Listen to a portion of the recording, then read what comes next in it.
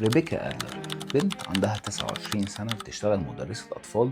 فجأة وبدون أي مقدمات بتفقد القدرة على النطق، تفقد توازنها وتنهار على الأرض.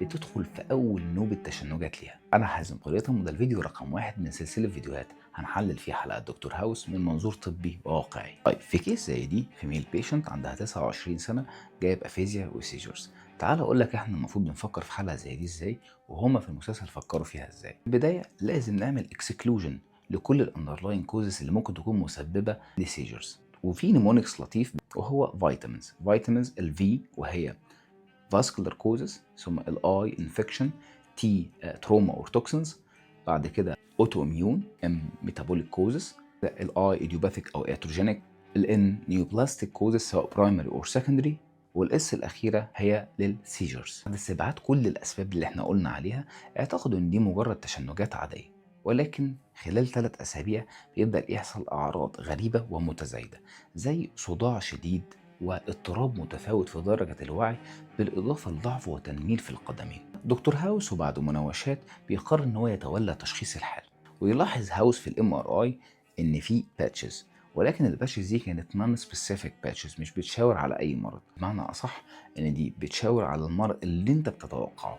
ممكن تكون انفكشن، ممكن تكون حاجه اوتو اميون. هاوس بيقرر انه يعيد الرنين، ولكن المره دي يكون بالصبغه عشان يقدر يحدد من خلاله ده انهي مرض بالظبط. للاسف ريبيكا تدخل في انافيلاكسيس من الصبغه وما تكملش الرنين، وبالتالي ما يقدروش يكملوا التشخيص ويفضل التشخيص مجهول. هنا هاوس بيفكر وبيقرر انه يديها كورتيكوستيرويدز ويعالجها على انها فاسكولايتس، اعتبارا ان الاي اس ار كان عالي شويه زائد الباتشز اللي موجوده. وبالفعل الحالة تتحسن تماما، وكأنها بتأكد ان تشخيص هاوس كان مظبوط 100%. بعد أيام وبشكل مفاجئ بتفقد القدرة على الرؤية، وبعدها بتخش في تدهور أسرع بكتير من الأول، تتدهور قدراتها العقلية واللغوية، ويبدأ الخوف من تطور مرض مجهول ماسك في الجهاز العصبي. بيكتشف هاوس من خلال المساعد بتاعه فورمان ان ريبيكا بتاكل بورك اللي هو لحم الخنزير.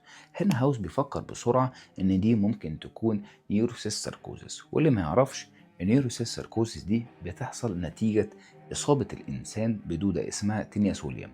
أول ما بتوصل الأمعاء بتعمل هاتش في الجدار نفسه، وبعدها بتقدر إن هي تعمل بنتريشن لحد ما تخش في أي حتة في الجسم.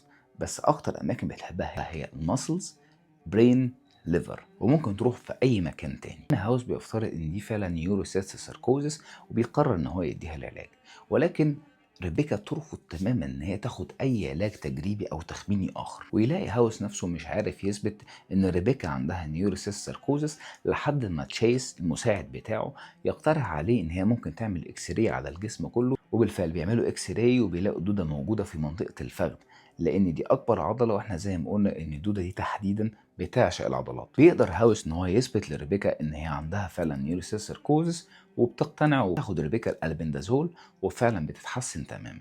الحالة فعلا كانت صعبة جدا، وأصعب حاجة فيها هو التوقع أو التنبؤ بيها، لكن بمجرد ما الحالة هتيجي في بالك أو أنت عايز تدور عليها فتشخيصها بيكون سهل. أول حاجة بتعملها إن أنت بتعمل للعيان ده سيرولوجيكال تيستنج، وده فيري سنسيف وفيري سبيسيفيك.